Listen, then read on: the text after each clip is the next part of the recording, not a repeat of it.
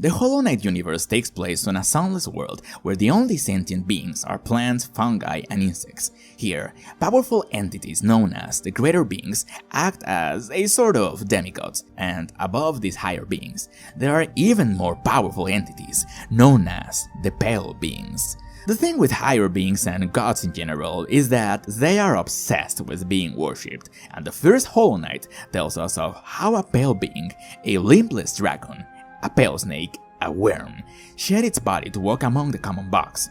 With his power, gave higher consciousness to all creatures surrounding his corpse, thus founding the Kingdom of Hallownest. Of course, other insects were not so easy to persuade, so the Pale King made an agreement with these kingdoms. Among these were a beehive, a tribe of mantises, and a burrow of creepy crawlies ruled by an exiled spider. The fall of this kingdom came with another higher being, possibly a pale being, known as the Radiance, after being partially banished by the Pale King, took revenge on Hallownest through an infection that manifested only in dreams.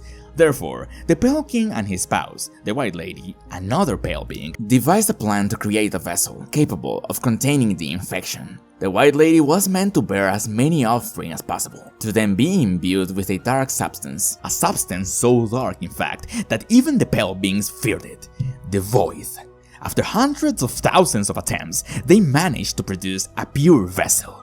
No mind to think, no will to break, no voice to cry suffering. This would be the Radiance's seal. Unfortunately, the only thing this vessel wasn't completely hollow of was its father's love, since the Pale King was proud of this creation, but maybe it was like an architect being proud of a new set of tools. In the end, it doesn't matter. The vessel loved his father, and the Radiance took advantage of these feelings, corrupting the mind of this Hollow Knight and spreading the infection once more. Seeing himself with no options, the Pale King summoned his three most powerful servants, Monamon, the teacher, Uriel, the watcher, and Hera, the beast, to conjure a seal that would restrain the Radiance in the dream world. But that was not enough. The Radiance's infection couldn't be contained.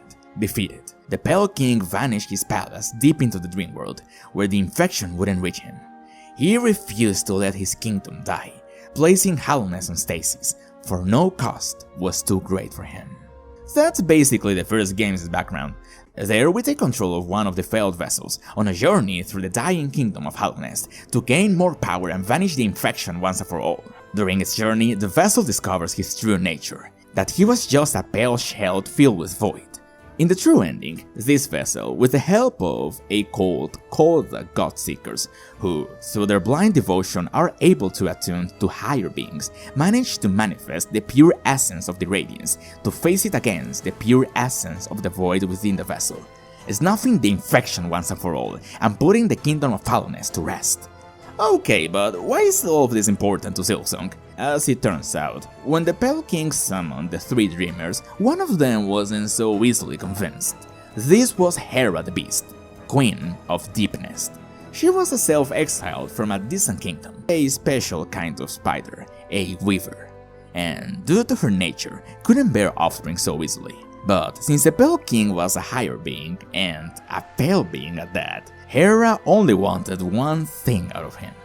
And so Hornet was born, known by the Pale Court as the Gendered Child, a being half spider, half worm, with the powers of a pale being. Her stepmother was the White Queen, and her caretaker and who taught her how to fight was Vespa, Queen of the Hive. That's why she got the name of Hornet. When the kingdom was put into stasis, Hornet acted as a sentinel during its slumber, and when this new vessel arrived, she was skeptical of its intentions, but as it gained more and more power, she eventually helped it to vanish the infection.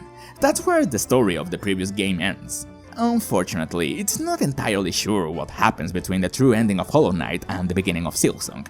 An indefinite amount of time passes. Hornet, as a pale being, was extremely long-lived, if not immortal, and some pilgrims in white robes managed to kidnap her and took her to a very distant kingdom. That's what we see in the opening sequence. But there, a silkfly appears and dispels the runes binding her cage, allowing her to cast her silk, sending the cage and her captors to the depths of this new land. And here is where the story of the second game begins. Hornet was noticeably outraged by the treatment of these new lands, so she sets out to find whoever was in charge to get some answers. Along the way, we discovered that this place was teeming with pilgrims, making their way to a so-called citadel. These pilgrims were adorned with bells and string instruments, and occasionally, a kind of silk enchantment possesses these creatures. Furthermore, the places we see at the beginning are very grim.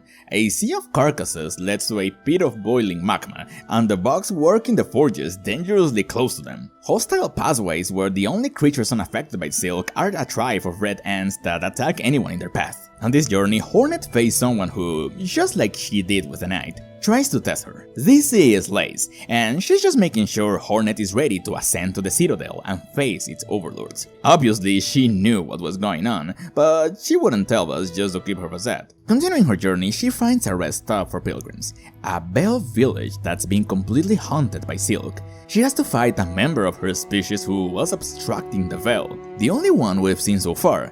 But what does the bell have to do with the silk? And if the pilgrims are supposed to use those instruments as a sign of devotion to the masters of the citadel, then why was this weaver obstructing the song? We'll get to that later. This last stretch takes us through a dry reef, and at the exit of this kingdom. And depending on how long we stay exploring, Hornet can be imprisoned and taken to a place infested with flies, known as the Slab, where the greatest sinners of Farlum are locked up. The flies are forced to pay for their sins eternally. If the weavers are the dominant species and the weavers are spiders, what could a spider hate more than flies, huh?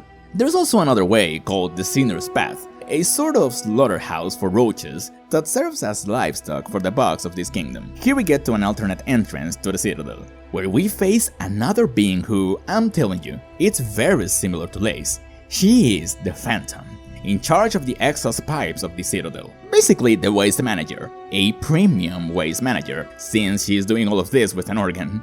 We can enter the citadel either by defeating her or through the main entrance, where we face the last judge.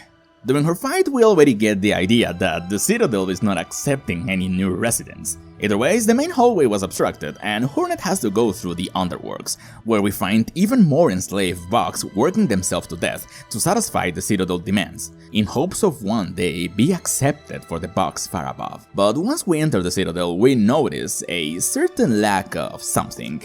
If Farlum is the kingdom of the weavers and the spiders, then where did the spiders went? Besides the widow, we haven't seen any spiders, only their shrines and sanctuaries. We'll get to that in a moment. To fasten things up through the citadel, this place has it all. The cogworks, where the machines made all the work the poor enslaved bugs wouldn't do, powered by silk flies. The memorium, an out-of-service zoo. The choral chambers, where the pilgrims came to sing their songs and prayers to the weavers of the citadel. That's basically why there is a boss fight against an over-the-top, melodramatic theater kid bug in here. Maybe the Citadel really liked him. Although those familiar with the lore might find some similarities with Grimm. There is also a library, that'll be the Whispering Vaults, a drainage where all the waste of the city goes through, ending up on a swamp that used to be a spring. And the torture chamber, the White Ward, where the souls of dying bugs are turned into silk flies to power the machines and give life and guidance to the pilgrims. Reaching the top of the citadel, Hornet fights a pair of clockwork grasshoppers guarding the entrance, and is faced with one last task for the most privileged of the pilgrims. In order to get an audience, he shall find the three melodies of the castes below the weavers: the architects, the archivists, and the conductors. The latter, who we assumed and basically find out, were the current rulers of the citadel in the spiders' absence, but even without their masters, they were just as cruel to other bugs as them. They took the citadel for themselves and closed the entrance for other pilgrims to come. With these melodies collected, Hornet enters the entrance of the throne room, where Lace was waiting for her, to prove if she's really worthy of meeting with whoever was orchestrating all of this. Here we find out that Hornet is not the only half-weaver who was forcibly brought from other kingdoms of Farlum. There were reports and cages of many servants who traveled to other insect kingdoms who had the same objective: to retrieve all the weavers and their offspring. Wait, you're telling me that the weavers fled from Farlum? But then, who's haunting the kingdom and who's blocking the veils and for what reason? None other than the Grandmother Silk, the primal source of silk, and the pale being ruling Farlum. If we explore this lab, we may find the first sinner, a weaver who, if we investigate a little further, turns out she was placed here for the sin of apostasy. In other words, she discovered the truth of the Citadel. The Weavers were not the daughters of Grandmother Silk, but rather common spiders elevated to a higher state of being by a Pale Being.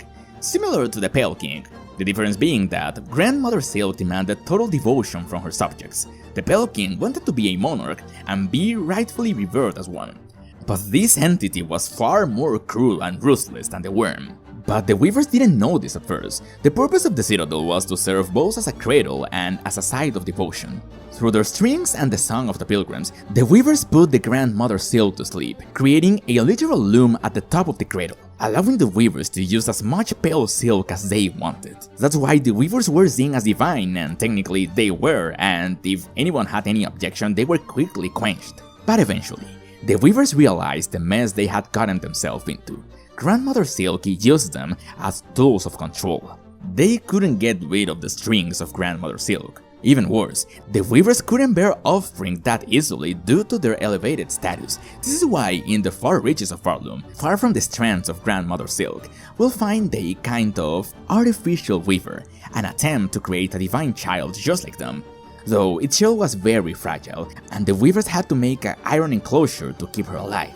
Fearing for the day, Grandmother Silk wakes up and wanting to get rid of their strings by any means. Most of the Weavers fled from the kingdom to lands far away in order to get away from Grandmother Silk. But as you might imagine, the remaining Weavers couldn't hold the Citadel functioning on their own and gave the conductor some power, eventually taking full control since there were no more Weavers around.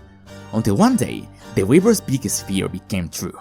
Not knowing how to run the Citadel properly, Grandmother Silk's song weakened, allowing her to spread her influence to the remaining pilgrims, who now saw her as the true faith, and the conductors and other bugs still caught inside the Citadel continued to work there, fearful of being caught on her web. The White War began to conduct experiments that would inject silk inside other bugs' shell, with the excuse that it would get them closer to their mother. This was very painful, and the surgery was so extreme, the silk would be passed down to further generations of bugs. And that's why the widow on Bellheart, one of the few weavers that stayed on Farloom, was obstructing the Great Bell to weaken the song and extend the power of the Grandmother Silk. Missing her weavers, Grandmother Silk tried to create life on her own. The first attempt was the Phantom, but she was too fragile and Grandmother Silk relegated her to manage the exhaust pipes. After this, Lace was created, a doll made entirely of pale silk. Finally, she had a daughter of her own. What Grandmother Silk wanted now was to take revenge on the weavers who sent her to sleep. And so she sent her servants to find and capture all the coward weavers who fled her grasp. That included Hornet, of course. But this is where her whole plan went south, as Lace, jealous of her mother being more interested on the weavers that abandoned her and not giving her the attention she wanted, used some silk flies to free Hornet from her cage, giving her a chance to put an end to her mother for good. She didn't do this because she felt bad for all the bugs Grandmother Silk was affecting. She did all of this out of pure spite. Just like Hollow Knight, this is where the story branches a little. If Hornet defeats Grandmother Silk, she absorbs her power, perpetuating this kingdom's hunting, since she was also a pale being and it was part of her nature. Now, if Hornet is infected by the Grey Root, we can unlock the Twisted Child ending. The Grey Root apparently is a powerful plant of dark origin, a parasite that apparently can also infect a pale being. If Hornet defeats a Grandmother Silk without being cured, the whole cradle is petrified in wood, and some kind of being emerges from an egg. This is the secret ending, and at the moment there is not much information about all of this. Now, to get the true ending, we have to complete all of the side quests and help all of the NPCs. There, on the Sunclave Chapel, one of the pilgrims, who is a sham snail on disguise, offers us a way to defeat Grandmother Silk by other means. He knows that due to Hornet's nature, she is definitely gonna be overwhelmed. In order to do this, we need to find the other snail shamans of Farloom, find a snare designed by the weavers, and recover the remains of a snail who was devoured by the bile water frog. All of this to create a trap. And so, when Hornet finally beats Grandmother Silk, a circle will form around her, which, to Hornet's surprise, turned out to be a portal straight to the abyss. What better way to get rid of a pale being than throw it into the void? But Grandmother Silk wasn't giving up that easily. She was about to drag Hornet down with her, but in that moment, Lace caught the Spinner's arm and pushed her downwards, in a last act of rebellion against her. The cradle crumbled down, but even vanished in the void. Grandmother Silk's hold on the land did not disappear. and the Silk that once loomed over the kingdom now rose from below, threatening to tear it all down. One last effort by Grandmother Silk to stay alive. Or so we thought. Hornet had to deliver the final blow. In the Deep Docks there is a diving bell that allows Hornet to descend further into the depths, but unfortunately the Queen was deep in the void, and Hornet needed something that would let her withstand all that void. So she pays a visit to the shaman snails for what they had done. This was not what she had in mind, but the snails didn't care much. They all have had enough of Grandmother Silk. But fortunately they had one last trick up their sleeve. If she wanted to withstand the void, she would need a Neverbloom, or well, the memory of that pale flower. To put it simply, the pale flower gives protection from the void, as seen on Hollow Knight's true ending. It's a magical flower, a stupidly powerful one, and to obtain it, they would have to get it from Hornet's memories, since it didn't belong to neither Hallownest or Farloom. The higher beings such as Hornet have a connection to the dream world, giving her the ability to interact with her own memories using her silk. This is how they were planning to extract the pale flower, but they would also need the hearts of the ancient kings of Farloom to call on a distant memory of an ancient flower. Something as old and powerful was needed. They would need 3 hearts of the rulers of these lands before the Weavers rose to power. Hornet has 4 options. The Crusted King Kang, ruler of the Coral Tower. He was almost unbeatable in his domain. For this reason, the Weavers drained all the water from the reef, essentially killing his power, and used the corals to make their rosaries. Scarsinger Carmelita, Queen of the Ants. The last monarch still holding on against the Silk's hunting. Hornet points out that in her prime, she was just as strong as her, but the years left her aphanic and frail. And using the needling, Hornet gives her one last chance to experience her body during her youth, even if it's just on a memory. The Green Prince of Redania. To appease the Citadel and to get them to leave his kingdom, he gave his partner to the Weavers, using his body as a mold for the mechanical guardians. And still, the Weavers broke their part of the bargain, imprisoned the Green Prince, and destroyed his home. That's why he was more than willing to help Hornet. And Nihileth, the Heart of the Forest, whom the Weavers surprisingly respected. She is a living flower that gave life to all the plants in Shellwood. The Weavers even made her a shrine. Hornet can choose 3 out of those 4 to take their hearts and come back to the shamans, who then cast a spell and enter Hornet's mind, where we see her have a kind of journey of self-discovery, in which she understands that her mentors, both her mother and the White Lady, wanted her to be free of her past, not as a Weaver or a Pale being, just as the daughter of Hallownest. With this, she managed to get the Everbloom and dives one last time into the void, to finally confront Lace, consumed by the void. As usual, Hornet slaps some sense into her, and before the Abyss could collapse this cocoon, Grandmother Silk gives Hornet what little power she has left to make one powerful leap out of the void, implying that the reason why Grandmother Silk clung so desperately was not to survive. She had already given up. She was doing this so her only real daughter, Lace, could survive. So yes, unlike the Pale King, who was a good king but a horrible father, Grandmother Silk was a horrible queen, a cruel queen. But what she loved the most in this world was her daughter. Unfortunately, Grandmother Silk's strength wasn't enough, but before being consumed by the Abyss, at the last moment, Hornet sees the Hollow Knight, now in his Shade-Lord form. It recognized her and helped her to return to the surface with Lace. And that's how Silksong ends. For now, because who knows, there might be some DLCs that expand a little more on the story, or gives us a small continuation later on, or whatever. Unlike Hollow Knight, the Kingdom of Farloom was somewhat alive when we left it, so who knows what Team Cherry might have had up their sleeves. But anyways, that's all for today. I really hope you liked the video, and if that's the case, remember to leave a like, subscribe, and hit the notification button. That really helps me and the channel.